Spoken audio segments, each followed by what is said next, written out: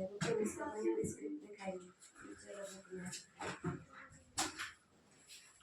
आज हमने के देखल जी अनुच्छेद 52 से 62 तक, यानी अनुच्छेद हमने के 1 से लेके 51 तक पढ़ लेंगे। तो अनुच्छेद 52 से 62 केवल राष्ट्रपति के बारे में कहल। सब में महत्वपूर्ण तो नहीं थे, लेकिन महत्वपूर्ण कुछ कुछ बात बताओ। चलो आना तो सब महत्वपूर्ण बा, याद सब जी। भारत में एक राष्ट्रपति का पद होगा, यह सबसे पहले अनुच्छेद का में कहल गया 52 में। तो जानल जी कि पहले ही राष्ट्रपति हक है। तो राष्ट्रपति भारत में कार्यपालिका के एक प्रधान होला। कार्यपालिका के करा कहल जाला, जिसे जे काम के करावत होके। कार्यपालिका के अंदर हमेशा याद रखनी सब सरकारी कर्मचारी आवलन। जैसे हम कहें हम कार्यपालिका के अंग हैं। जितना भी देश में सरकारी कर्मचारी बन सबके कर अंग हन, कार्यपालिका के अंग हन। कार्यपालिका कार्यपालिका कार्यपालिका जैसे 3 चीज होला, एगो कार्यपालिका होला, एगो विधायिका होगा, एगो न्यायपालिका होगा। तो जहिना पढ़े कोई विधायिका न्यायपालिका पढ़ल जी, आज कार्यपालिका के बारे में तनी से जान जाएगा कि कार्यपालिका के काम का। कार्यपालिका के काम है जो भी विधायिका कानून बनैले बा ओकरा सही ढंग से संचालन होके देश में, वो काम कार्यपालिका के मिलक। तो कार्यपालिका के सबसे प्रथम आदमी होलन राष्ट्रपति। राष्ट्रपति के बाद होलन मंत्री, जिसे कोई एक मंत्री कहा गया। मान ले कोई शिक्षा मंत्री बा, तो शिक्षा मंत्री के भी हेड के बा राष्ट्रपति। राष्ट्रपति के बाद एगो होलन शिक्षा मंत्री। शिक्षा मंत्री के बाद में बहुत सारा पद आदि हन, जिनमें अंत में मास्टर साहब भी हन। कोई भी नियम कानून विधायिका यदि बना देलस तो कार्यपालिका के काम है सही रूप से संचालित करना। तो ई राष्ट्रपति साइन कर दिहन कोई भी अगर शिक्षा विभाग के नियम, तो उ सबसे पहले मंत्री साहब के पास। मंत्री अपना अंडर में एगो सेक्रेटरी रखलन। सेक्रेटरी सबसे बड़ा पोस्ट के नाम है सचिव, सरकारी आदमी होलन। मंत्री तो आज बन काल हट जिहन, लेकिन सेक्रेटरी वो अपन उम्र के साथ हटी हन। उस एक सरकारी नौकरी है उनकर लागल बा, सबसे बड़ा पोस्ट 2 लाख 1.5 लाख 2.5 लाख महीना के महीना होला। ओकरा बाद धीरे धीरे सब कर्मचारी आवलन। तो सारा सरकारी कर्मचारी के अंदर में आवलन कार्यपालिका के। इनकर काम अगर कोनो नियम बनिए गई कि अभी जिसे गांव में देख ले बसन, तो चलल रहे कि सब अपना अपना भूमि अपने अपने नाम का कमाओ, मतलब नाम अपने नाम से कराओ, ओकरा कहल जाला भूमि सुधार। तो सारा कर्मचारी लाग गिलन ऊपर, पहले से तो कोई ना लगा रहे। तो में के लागल सब सरकारी कर्मचारी रखल। तो सरकारी कर्मचारी के काम है काय को बैठल रहे, चल तो नीचे चलो गिला के डरे लगे दे ऊपर बैठ के ले बाबा। तो कार्यपालिका हो। तो ई कार्यपालिका के सबसे बड़ा पोस्ट भारत का प्रथम आदमी होता है। तो कौन होता है? राष्ट्रपति। तो सबसे पहले अनुच्छेद 52 में खाली ये कहल गया बा कि भारत के संविधान में एक पद होगा और वह पद का नाम रहेगा राष्ट्रपति। कहां से लिया गया है? तो यह चीज ब्रिटेन से लिया गया है। तो मन में सोच सकल आदमी ब्रिटेन में तो राष्ट्रपति हो ना करल, ब्रिटेन के प्रधानमंत्री होला। तो जब खुदे ब्रिटेन में राष्ट्रपति नहीं थे तो वजह से राष्ट्रपति कैसे ले लो सर? राष्ट्रपति पावरफुल होला अमेरिका में। अमेरिका में राष्ट्रपति के पद सबसे पावरफुल पद। भारत में राष्ट्रपति के पद सबसे पावरफुल पद ना हो। एजा सबसे पावरफुल पद तो प्रधानमंत्री के है। तो एजा से 2 सवाल पूछेला, कार्यपालिका का वास्तविक प्रधान कौन होता है? तो प्रधानमंत्री। लेकिन कार्यपालिका का अध्यक्ष कौन होता है? तो राष्ट्रपति। लेकिन शब्द में जब वास्तविक लगा दी, कार्यपालिका का वास्तविक प्रधान, खाली एगो पूछेला कार्यपालिका का प्रधान, तो कार्यपालिका का प्रधान होता है राष्ट्रपति। लेकिन वास्तविक प्रधान कौन होता है? प्रधानमंत्री। तो वास्तविक ये चलते ब्रिटेन से कि जौवन ब्रिटेन में रानी के पद बा, जिसे ब्रिटेन में राजा के पद बा, ब्रिटेन में राजा रहत रहन, रानी रहत रही, उनकर उतने वैल्यू बा जितना भारत में राष्ट्रपति के वैल्यू बा। ब्रिटेन में सारा काम प्रधानमंत्री करलन, लेकिन ओइजा फिर भी महारानी बाड़ी। लेकिन ओइजा एक चीज बा कि ब्रिटेन में जो महारानी राजा के पद बा वो वंशानुगत बा, लेकिन भारत में कोई राष्ट्रपति के पद वंशानुगत नहीं है। एजा चुनाव प्रक्रिया से आवे के बाद तारा चुनाव जीतला के बाद तू राष्ट्रपति बनब। लेकिन ब्रिटेन में यदि तू महारानी घर राजा घर जन्म ले बड़ा तो ओकरा बाद उ राजा, ओकरा बाद उ राजा, वंशानुगत बा। लेकिन एक जौन पद बा ब्रिटेन से, ब्रिटेन में जौन वैल्यू ओजा के राजा के बा, रानी के बा, उहे वैल्यू भारत में राष्ट्रपति के बा। ई मामला में लेवल गइल बा कहां से? ब्रिटेन से। खाली नाम रख देवल गइल बा राष्ट्रपति, लेकिन सारा इनकर वैल्यू का बा ब्रिटेन के महारानी आत्मा। तो ए चलते अनुच्छेद 52 यदि पूछी तो का कहे के बा कि संविधान में एक राष्ट्रपति का पद होगा। किस अनुच्छेद के तहत? अनुच्छेद 52 के तहत। तब अनुच्छेद 52 में जब राष्ट्रपति पद एगो हो गई तब तो राष्ट्रपति यही है। तो दूसरका में फिर का कहल गइल बा अनुच्छेद 53 में कि राष्ट्रपति जब बनिए तो उनकरा का बनावल जी? तो कार्यपालिका के प्रधान बनावल जी। का बनावल जी? उनकरा कार्यपालिका का प्रधान। कि जो भी नियम कानून सब बना के संसद दी तो अंतिम साइन राष्ट्रपति कर दिहन और पूरा देश में का हो जी? लागू हो जी। जिसे संविधान बनल तो अंतिम में राष्ट्रपति साइन कैलन तो पूरा देश में का हो गई? लागू हो गई। और कार्यपालिका ई देखेला कि कौन कौन काम बढ़िया से संचालन भइल बा कि नइखे भइल। न्यायपालिका के काम हो कि अगर उ संचालन बढ़िया से नइखे होत तो ओकरा खातिर न्याय करना। तो न्यायपालिका विधायिका जब पढ़ाई तो बताई। तो कार्यपालिका हम समझा देने की कार्यपालिका के है। कार्यपालिका के राष्ट्रपति का रहियन? प्रधान रहियन। यानी सबसे ऊंचा पोस्ट पर राष्ट्रपति, ओकरा बाद बतैलही मंत्री, मंत्री के बाद सेक्रेटरी, सेक्रेटरी के बाद कर्मचारी, जितना भी बन क्लर्क, क्लर्क, अंतिम पदान चपरासी तक ये सब के कर अधीन में आवलन? कार्यपालिका के अधीन। यानी भारत में एक राष्ट्रपति का पद होगा अनुच्छेद 52 के तहत, और वह पद 53 कहता है कि वह कार्यपालिका का क्या बनाएंगे? हम उसे प्रधान बनाएंगे। किसको? तो राष्ट्रपति को। 54 में फिर उसका हम बनाएंगे कैसे? तो निर्वाचन। याद रखल जी, निर्वाचन प्रक्रिया से भारत में राष्ट्रपति बनता है। निर्वाचन मतलब सिलेक्शन ना होला, होकर इलेक्शन होला। निर्वाचन के मतलब इंग्लिश में इलेक्शन होला। एगो सिलेक्शन तो नौकरी हो गई ना, एक निर्वाचन हुई, नियुक्ति ना हुई। नियुक्ति और निर्वाचन दो चीज है। नियुक्ति तो ओकर मतलब है कि हम नियुक्त कर देनी, लेकिन निर्वाचन का मतलब होला कि आदमी वोट देके जीता के भेजल। तो कहल गई कि राष्ट्रपति यदि तू रखब तो कैसे रखब? तो 54 के हम तहत ओकर चुनाव करवाई, निर्वाचन करवाई।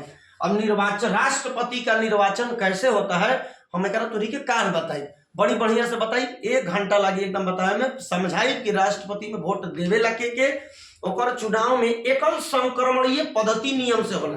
कहेला भारत में राष्ट्रपति का चुनाव कैसे होगा? एकल संक्रमणीय पद्धति। ई एकल संक्रमणीय पद्धति है का काल बताई बढ़िया से, टाइम लगी बतावे में। ताज बतावे लगा तेने छूट जी, बहुत बड़ा वीडियो भी हो जी। तो खाली जाने का कि राष्ट्रपति का पद अगर कैसे भरा जाएगा तो निर्वाचन से भरा जाएगा। यानी उनका क्या होगा? चुनाव। काल स्पेशल है टॉपिक लिखा राष्ट्रपति का निर्वाचन कैसे होला, का होला। खाली याद रखल जी कि राष्ट्रपति का पद मतलब उसका पद को राष्ट्रपति कैसे भरेंगे? तो निर्वाचन से भरेंगे, यानी चुनाव प्रक्रिया से भरेंगे। तब आवेला 55 ई लिखले बानी कोटा। एक पूर्ण रूप से हमरा पता ना रहे कि शब्द लिखेगा तो हम समझा देते नहीं कि अनुच्छेद 55 के तहत का होला कि राष्ट्रपति के जब निर्वाचन हुई तो ओकर एगो फिक्स कोटा बा कि तू हाथना वोट लइब तबे तू राष्ट्रपति बनब। जिसे परीक्षा में एगो होला नियम कि जिसे अभी कोई परीक्षा मान लो गुडन देवी हमनी के दरोगा की एग्जाम दिल है जा, तो दरोगा के एक नियम है कि 40% अंक लाही के बाद अगर 40% अंक आई तबे तू सिलेक्शन होइब। एक दू प्रक्रिया से सोच कि मान ले कोई 100 नंबर के एग्जाम होता तो एमे कहता कि यदि कोई 40 नंबर लाई तबे ओकरा हमनी के क्वालिफाई मानल जी। भले 40 पर नौकरी ना दे, क्वालिफाई। लेकिन मान ले कि सारा लड़का में एग्जाम दिलन और सबके 39 नंबर आ गई बा, कोई के 38 आइल बा, 37 आइल बा, तो ए परिस्थिति में तो सबसे ज्यादा 39 आइल बा, तब तो 39 वाला के नौकरी दे देवे के चाहिए ना। डिस्क्वालिफाइड हो गइल तू, अब भले वो पद रिक्त रह जी लेकिन वो नौकरी अब कोई के दी ना। अगर ये में 40 आई रही तो नौकरी के करा देती 40 वाला के, लेकिन यदि सबके 40 आ गई बा, सबके 40, 41, 45 तो हम नौकरी लाग तब सब हो गइलन तो सबके तो नौकरी फिर ना दी, तब नंबर बेसिस पर दी कि जे 45 लाइन बा ओकरा नौकरी का करी दे दी। लेकिन 40 ले कम परिस्थिति में कबो नौकरी ना दी। तो पहले कॉपी जांच होला तो 40 ले ऊपर जेकर आई वो सब आ गए 40 ले जेकर कम आइल तो ऐसे ही छट गए डिस्क्वालीफाइड हो गए। लेकिन जो 40 आइल अब ओकरा में देखल जी कि सीट कएगो बा तो 10 गो, लड़का कएगो बा 20 गो, अब तब ऊपर से नंबर देख तो ओकरा नौकरी मिली। समझ में आवत हमार बात। तो सेम राष्ट्रपति के जब चुनाव होई तो ओकर एक फिक्स कोटा बनैले बा कि राष्ट्रपति साहेब के पूरा मान ले कि हतना आदमी राष्ट्रपति के सभी वोट देवे वाला मान जा कुल 100 आदमी। नियम बा कि अगर वो 51 गो वोट लइहन तबे राष्ट्रपति बनिहन, अगर 49 वोट ला दिलन तो राष्ट्रपति ना बनिहन। मान ले इलेक्शन में 3 आदमी खड़ा हो गिलन, वोट 100 गो रहे, तीनों जना के मिला के कोई के 35 गो वोट मिलल, कोई के 30 गो मिलल, कोई के 38 गो मिलल, तो सबसे ज्यादा मान ले 38 वाला के मिलल, बाकी सब कम रहल। तो ना नियम तो कहले रहे कि 50 वोट लाही के बात हरा 50% तबे तारा राष्ट्रपति बनाई। इतनी परिस्थिति में तीनों जना राष्ट्रपति ना बनी जा। लेकिन हाँ फिर से चुनाव हुई, लेकिन एमे देखबे तो हम काल कहते बनी कि बताई तो नहीं के कि एकल संक्रमणीय पद्धति ह का राष्ट्रपति के निर्वाचन होला कैसे, बजाते टाइम लगी लेकिन बुझा जी की चुनाव होला कैसे। और पहला राउंड के गिनती होला, दूसरा राउंड के गिनती होला, तो भारत के राष्ट्रपति बीबी गिरी बना रहन, जरा कहा जाला कि दूसरे राउंड के चुनाव में बीबी गिरी राष्ट्रपति का चुनाव जीते थे। यानी भारत के अब तक जितना राष्ट्रपति आदमी बन गिलन, शायद 15वां राष्ट्रपति की 16वां राष्ट्रपति भी द्रौपदी मुर्मू 15वां राष्ट्रपति है कि जो 15 गो राष्ट्रपति बनलन उनमें एकमात्र राष्ट्रपति हमन बीबी गिरी जो निर्वाचन के यानी निर्वाचन के दूसरे राउंड में गिनती भइल तो वोट मतलब जो राष्ट्रपति बनलन। एकरा अलावे सारा राष्ट्रपति एके बार में बनल बन। ई एक पहला निर्वाचन में वोट गिनाता, दूसरा कैसे गिनाता ई काल तो नहीं समझ में आई। आज इतना आसान नहीं है कि हम समझा दे, टाइम लगे। ठीक तब बस ई जाना सन कि उहे कोटा है कि एक राष्ट्रपति के कोटा कइल गेल बा, यानी बराबर कोटा के इतना के बराबर तू वोट ले अइबा तबे राष्ट्रपति लायक तू होइबा, ना तो राष्ट्रपति लायक नहीं था। ई ना कि 100 गो वोट रहल मार 50 आदमी राष्ट्रपति में खड़ा, सब आदमी के एक को 2 गो वोट मिलल, कोई के 3 गो वोट मिल गई तो राष्ट्रपति हो जाई ना।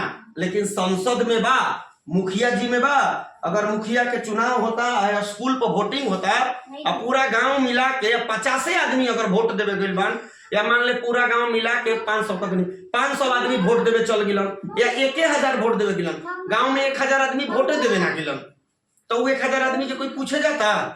अभी लोकसभा के चुनाव भइल, बहुत आदमी वोट ना दिल हन, के पूछे लिखाला सब कि 50% वोट हुआ, 60% वोट हुआ, यानी 60 गो आदमी खाली वोट देवे गइल बन 100 गो में से। उहे 60 गो में से जेकरा मिल गइल 31 गो आ जेकरा मिलल 29 गो, तो 31 वाला जीत गइल, 29 वाला। लेकिन राष्ट्रपति कैसे ना होला कि तू एगो वोट ला दे बना, काल बताई बढ़िया से।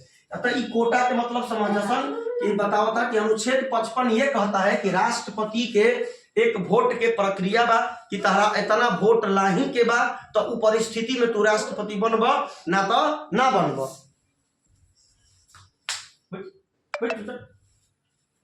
खुद रहे पढ़ाई में दे रखा का कांड किए हैं, पेन लेके तोड़ दिया, ऊपर से बुकवा में पूरा लेसार दिया। देख कोटा समझ में नहीं, कोटा कहा अनुच्छेद 55 कहता। अब अनुच्छेद 56 का कहता एक कार्यकाल हुई राष्ट्रपति के। जब राष्ट्रपति के देख पहले निर्वाचन हुई, निर्वाचन भइल तो उनकर एगो वोट के कोटा बा, अगर उतना वोट ले अइहन तबे वो राष्ट्रपति बनिहन। जब वो राष्ट्रपति बनिहन तब कितना दिन खातिर बनिहन, तो फिक्स बन के कार्यकाल उनकर रही, और कार्यकाल कै साल का रही 5 साल। 5 साल बाद राष्ट्रपति साहब हट जी हम। तो भारत में कहा जाला कि राष्ट्रपति भारत में कितनी बार बन सकते हैं, तो कई बार भी बन सकते हैं, या कोई सीमा नहीं है कि 65 साल तक बनना, तू 150 साल के बूढ़ बड़ा वो राष्ट्रपति बन सकला, कोई दिक्कत नहीं है।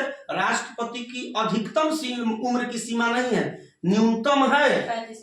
तो देखबो तो लिखले बा कि पहला 5 वर्ष बाद फिर अनुच्छेद 57 का कहता कि मान लो कि दोबारा राष्ट्रपति बनी कि ना बनी, तो 57 में कहल बा कि दोबारा बनी, लेकिन दोबारा फिर उहे प्रक्रिया से बने जौन तना प्रक्रिया से पहला बार फिर से वो चुनाव में खड़ा हुई हम, फिर उहे एकल संक्रमणीय पद्धति नियम से उतना वोट लइहन, तो फिर से दोबारा वो राष्ट्रपति बन जिहन। तो भारत के 15 गो राष्ट्रपति में एकमात्र राष्ट्रपति डॉक्टर राजेंद्र प्रसाद हमन, जरा दोबारा राष्ट्रपति बने का मौका मिलल बा। उनकरा से बेसी आज तक कोई राष्ट्रपति नहीं के रहा। सबसे ज्यादा दिन तक राष्ट्रपति रहा है कौन? तो डॉक्टर राजेंद्र प्रसाद, यानी दोबारा राष्ट्रपति अब तक कोई नहीं के बनल, सिर्फ के बनल बा। तो अनुच्छेद 57 कहला कि आप दोबारा राष्ट्रपति बन सकते हैं उसी नियम से, मतलब जो पहले नियम से आप राष्ट्रपति बने थे तो फिर से आप राष्ट्रपति बन सकते हैं। अनुच्छेद 58 का कहता एक योग्यता होनी चाहिए, और वह योग्यता पढ़ाई लिखाई में नहीं होनी चाहिए। कहीं राष्ट्रपति में नहीं लिखल कि तू बीए पास बड़ा तबे राष्ट्रपति में खड़ा हो, अनपढ़ आदमी भी राष्ट्रपति खड़ा हो जाए। तो सोच कि बड़का सबसे पोस्ट देले बा राष्ट्रपति के, जो सेक्रेटरी से भी ऊपर बा, और खातिर कहले बा कि तो कोई पढ़ल लिखल ना चाहिए, कोई जरूरी नहीं पढ़ल लिखल के। तुझे भाई जरूरत क्या करो कराओ गिर जी हटा मत। तो ओकर योग्यता अब सोच कि डॉक्टर भीमराव अम्बेडकर साहब ऐसा काहे कैलन कि एक राष्ट्रपति के कोई योग्यता ना रखलन। ओकरो खातिर बहुत छिड़ल कि तू भारत के सबसे कार्यपालिका के प्रधान भी बना होता और कोनो योग्यता ही नहीं रख ले। तो कहता कि हम योग्यता ये चलते नहीं रखत कि आज देश में अगर हम योग्यता रख देव कि बीए पास चाहिए, में सारा फिर उहे आदमी जो हन जो पहले से पढ़ल लिखल बा, फिर हमारा आदमी छूट जिहन, हमार सब आदमी कहाँ जइहन। हमार जात पात में तो कोई पढ़ल ही लिखल लिखे, यानी 70 साल तक ऐसा ही बेराष्ट्रपति पद खाली उहे आदमी बनिहन, फिर से पंडित जी लोग बनिहन, फिर से बाबुए साहेब लोग बनिहन। जो पढ़ल लिखल बा उ सब योग्यता के आधार पर का बन जिहन राष्ट्रपति। सब राष्ट्रपति बन जाए तो फिर सब हाथ उनके हाथ में चल जी। सोच कितना दूर तक सोचत रहन अम्बेडकर साहब कि अगर हम इन्हें योग्यता रख दे तो पहला नंबर तो महिला खत्म। वो जमाना में कहा कोई महिला पढ़ रहा है। अपने देख ना तूने कि कौन दादी पढ़ल है, अपन दादी से पूछ के सन दादी मतलब जी हमारा जी अभी कहल चौथा पढ़ल है गेट स्कूल से, केने गेट स्कूल कहल चौथा पास। अगर खाली पढ़ल लिखल जो दे तो कह 2-4-5 को के निकलियो जी हम। अब बीए कह देवे तो सुफड़ा साफ हो जी, बीए मिलबे ना करे हन। अब बीए पास पर अगर राष्ट्रपति रही तो सोच कोई बनित ना बनित, फिर तो वे बनित। तो पूरा महिला खत्म, पूरा जितना SC ST समुदाय के बान भीमराव अम्बेडकर के आदमी वो सब खत्म। तो ये चीज कम से कम ना रखलन, बिना योग्यता के रखलन। कहलन कि ना भैया योग्यता ना रही है, योग्यता का रखलन कि 35 साल की उम्र होके चाहिए। वो तो SC ST के भी हो जी, ओकरा में केकर का क्वालिटी बा, ओमे पढ़े लिखे के का पढ़ला उम्र 35 साल करे में तो नहीं के 15 साल हो गेल सन, बड़ी मेहनत करे पढ़ल का 15 साल में कुछ हो ना धीरे धनाधन बढ़ जाता सन। मैडम जी 31 वर्ष के हो गेली, कहाँ कुछ कइले देखा फिर मैडम जी पास कोनो पढ़ाई मैडम जी पकाया चला रे पता ना चला, सामने बैठा रही हेडलाइटेड लिखा। तो देखिए योग्यता होनी चाहिए। क्या योग्यता? तो भारत का नागरिक हो, तो भारत का नागरिक तो हो ना जाए, एकरो में कौन बड़ा मेहनत बा। अब 35 साल के का होके के चाहिए, उम्र होके के चाहिए। तो तोहनियों के सब राष्ट्रपति के योग्यता बड़ा। काल हम बताई भी हो कि राष्ट्रपति की योग्यता का बढ़िया से। अभी खाली इतने बा कोई पूछी कि राष्ट्रपति की योग्यता किस अनुच्छेद में है 58 में, तो योग्यता में का होके के चाहिए वो बताई ना। तो योग्यता खाली अगर इतने होके तो सोच हमनी के सब आदमी राष्ट्रपति लायक मानी जाए। हमारे तो उम्र हो गई 35 साल, हम 36 साल हो गए, यानी हम तो खड़ा हो सके ना चुनाव में, कोई दिक्कत नहीं। जुठिया हम मुखिया दुखिया के फेर हम बने, हम के लिए राष्ट्रपति में खड़ा होकर 35 साल हो गया इस नियम से, और भारत का नागरिक हूँ इहो नियम से। लेकिन योग्यता में कर आउ योग्यता चाहिए। जब काल बताई ना तो वो में तोरा पता चले कि योग्यता ये लिखे। अगर योग्यता अगर वो सब ना रही जो हम काल बताई, भारत में कम से कम हर साल 100 गो आदमी राष्ट्रपति में खड़ा हो जीतन। लेकिन कई गो खड़ा होलन? 2 गो, बेसी ना खड़ा होलन। हर साल 2 गो 3 गो तो कबो कबो खड़ा बन। हर साल राष्ट्रपति कई गो खड़ा होलन? 2 गो। एगो जीत जालन तो एगो हार जालन, ज्यादा में भीड़ ना रहेला। तो ऐसे देवा विधायक और मुखिया चुनाव में देखा बैलेट पेपर 30-30 गो रहेला, जो है के पड़ेला कि हमारा 8 नंबर पर वोट देवे चकमका गिलो, मैडम जी मारत रही 10 नंबर 1 नंबर सिलेंडर छाप जो होत रहो, कौन जो होत रहो गुडुआ से मारवा दरअसल सिलेंडर में। तो योग्यता समझ में आई। योग्यता फिर चैप्टर का लिख के पढ़ाई निर्वाचन, फिर चैप्टर लिखो का योग्यता समझ में होता तो ज्यादा बुझाई। खाली इतने समझे के बाद भी कि अनुच्छेद 58 के तहत क्या है, एक राष्ट्रपति की योग्यता की बात कही गई है। और ये योग्यता पढ़ा लिखा नहीं है, दूसरे प्रकार की योग्यता है जो 2 गो लिखले बनी। अब हम बता दें अनुच्छेद 59 का कहता दशा। दशा के मतलब होला कि एक राष्ट्रपति के योग्यता रखल गई, पढ़ल लिखल तो ना रखल गई, ओकर दशा भी रखल गई कि देखिए कहीं दिवालिया आदमी तो नहीं खे।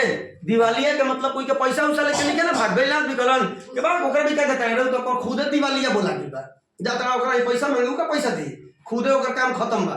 दिवालिया के मतलब होता है कि किसी का बहुत बड़ा रकम लेकर और उसका पैसा नहीं दिया हुआ है। अगर कोई आदमी से लेके साफा भाग गए दूसरा जगह चल गए तो डूब गए, ओकर बाद हल्ला हो जाएगा गाँव घर में। दिवालिया नहीं हो या सरकारी नौकरी नहीं हो, इहो देखिए कि अगर वो राष्ट्रपति में खड़ा होता तो हमारा काम खत्म हो गया। अभी 2 मिनट पहले हम राष्ट्रपति बनत रहे, उम्र 35 साल पर है, जब सरकारी नौकरी बनी तो हमारा काम खत्म। अब हम राष्ट्रपति में खड़ा ना हो काम खत्म। हाँ, सरकारी नौकरी छोड़ के खड़ा होगा तो दोनों बड़का अथी नहीं किया कि मतलब जीत सत्यावा वार्ड ना जीती हम कहेंगे। हाँ, दोस्तों कोई खड़ा होके कोई तो आप खड़ा हो सकते हैं। तुम लोग सब कार्यपालिका का सदस्य बनने वाले हो तो तुम राष्ट्रपति भी बन सकल जाओ, ओकर बाद नौकरी ले ले बजा तब वो ओकर अंग बन सकल जाए। बतैले ना कि सभी सरकारी आदमी किसका अंग होता है? कार्यपालिका का होता है, और कार्यपालिका का प्रधान राष्ट्रपति होता है। तो अनुच्छेद 59 कहेला कि एक राष्ट्रपति के दशा होके के चाहिए। कैसन दशा? कि ठीक ठाक होके के चाहिए, ना कि कोई के पैसा लेके भागल होके, चोर होके, डाकू होके और राष्ट्रपति में खड़ा होगी लोग, तो ओकर दशा ठीक होके के चाहिए। जब दीन दशा सब ठीक बा तब भैया ओकरा राष्ट्रपति के शपथ दिवाइए दसन, तब ओकरा राष्ट्रपति के शपथ दे के ओकरा राष्ट्रपति अब बनाओ। अब ज्यादा देर करे से बात नहीं है, बड़ी देर भाई चाचा। तो सबसे पहले अनुच्छेद 60 का कहला कि राष्ट्रपति को क्या होगा? शपथ होगी, उसके पद एवं गोपनीयता की शपथ दिलाई जाएगी। और वो कौन दिलाएगा? भारत के सर्वोच्च न्यायालय के मुख्य न्यायाधीश, किसी राज्य के न्यायालय के नहीं। पूरा भारत में सर्वोच्च न्यायालय का एगो बा, एक बा सुप्रीम कोर्ट। कहाँ बा? दिल्ली में बा। तो सुप्रीम कोर्ट के ही मुख्य न्यायाधीश राष्ट्रपति के शपथ दिलाई। ई ना कि पटना के हाई कोर्ट ना, दिल्ली के हाई कोर्ट ना, झारखंड के हाई कोर्ट ना। हाई कोर्ट तो भारत के जय गो राज्य बताए गो मिल, लेकिन सुप्रीम कोर्ट के मुख्य न्यायाधीश शपथ दिलाएंगे। अब वो राष्ट्रपति बन जाएंगे तो 61 उंगरा कहेला कि मान ला अटपटा बन गए। हाँ, अटपटा बन गए तो 61 ओकरा कहेला भगा ओकरा पर का लगावल जी? महाभियोग लगावल जी।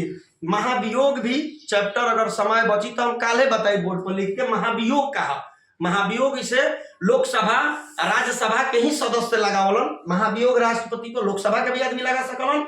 राष्ट्रपति एमे हम बताई कि राष्ट्रपति के कैसे हटावल जाए। तो राष्ट्रपति पे भले बता देते नहीं महाभियोग कौन लगेला। मान ले राष्ट्रपति पद ग्रहण कर लेलन, ओकरा बाद उ कोनो काम कर देलन, कोई भी काम ऐसा गलत कर देलन तो उनका कैसे हटावल जी? उनका हटावे खातिर कौन नियम बा? तो उनका हटाने का नियम है। तो राष्ट्रपति पर महाभियोग लगाकर उन्हें हटाया जा सकता है। किस अनुच्छेद के तहत? अनुच्छेद 61 के तहत। जब राष्ट्रपति हट गइलन तब 62 कहेला कि दोबारा भाई कोनो आदमी के राष्ट्रपति अब जोहल जाए ना, सब महाभियोग वैसे हूँ देखबे लगावे से पहले अगर कोई राष्ट्रपति बा उनकरा पर महाभियोग लगावे के बा तो लोकसभा या राज्यसभा के आदमी 14 दिन पहले उनकरा सूचना दिहन कि राष्ट्रपति साहब द्रौपदी मुर्मू रउआ पर महाभियोग हम लगाई। आज 1 तारीख के कह देनी, 14वां दिन बाद यानी 15 तारीख के रउआ लोकसभा में, अगर वो आदमी हुई तो लोकसभा में कही, अगर राज्यसभा के आदमी हुई तो राज्यसभा में करी। और महाभियोग कितना मतलब आदमी मिल के लगा सकलन, ये सब महाभियोग चैप्टर में बताई। ये जान कि अनुच्छेद 61 के तहत राष्ट्रपति को महाभियोग से हटाया जा सकता है। और 62 कहता है कि अगर राष्ट्रपति का पद रिक्त हो, यानी अब राष्ट्रपति कोनो कारण से हटा देवल गिलन, कार्यकाल 5 साल नइखे पूरल, बीचे में खत्म हो गए या 5 साल पूर्व भी गई बा, कोनो परिस्थिति में राष्ट्रपति के पद रिक्त होता तो 6 महीना के अंदर ओकर पद के का कर देवे के बा? भर देवे के बा। किस अनुच्छेद के तहत? 62 के तहत। यानी राष्ट्रपति का पद 6 महीना से ज्यादा रिक्त नहीं रह सकता है। सफा समझ में आओ तो मैडम जी? अब देख समझ में बढ़िया से आई गई।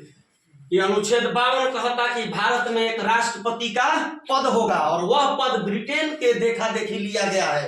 अनुच्छेद 53 कहेगा कि जब वह राष्ट्रपति के पद बनाए हैं तो क्या बनाएंगे? उसे कार्यपालिका का प्रधान बनाएंगे। तो उसे कार्यपालिका का प्रधान बनाएंगे तो किस प्रक्रिया से?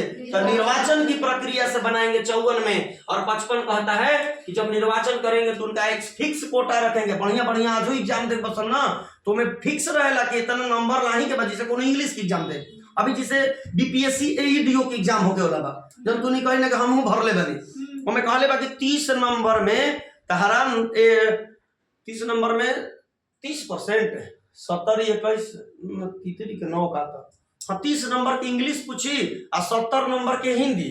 तो इंग्लिश में नियम कहले बा कि तारा 30% लाही के बाद, यानी 30 नंबर में 9 नंबर लाही के बाद 30 के 30% कितना होगी, तो 30 के 30% तीसरी के 9 ना होई, 9 नंबर तहरा लाही के बाद अगर 9 नंबर ना आई तो तहरा मैथ जी के रीजनिंग कोनो के कॉपी जांच ना हो।